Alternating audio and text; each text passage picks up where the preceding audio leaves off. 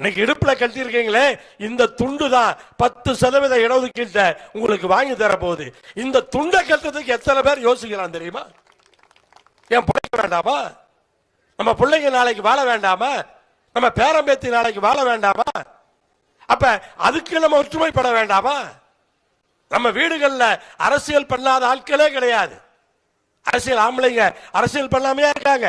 ஆனா பண்ணக்கூடிய அரசியல் நம்ம ஜாதியை வாழ வைக்கக்கூடியதாக இருக்க வேண்டாமா? நம்ம ஜாதி மட்டும் சொல்ல, அந்தந்த ஜாதி ஒற்றுமைப்பட்டாதான் அந்தந்த ஜாதிக்கு இடஒதுக்கீடு வாங்க முடியும். அப்ப எல்லாரும் ஒற்றுமைப்பட்டு அந்தந்த ஜாதிக்கு இடஒதுக்கீடு வாங்குறப்ப கவனம் மட்டும் ஏமாந்து போலாமா? வீட்டில இருந்து அரசியல் பண்றோம், நான் அந்த காலத்திலிருந்து இந்த அரசியல், இந்த காலத்திலிருந்து அந்த அரசியல், என்ன வாங்கி கொடுத்த?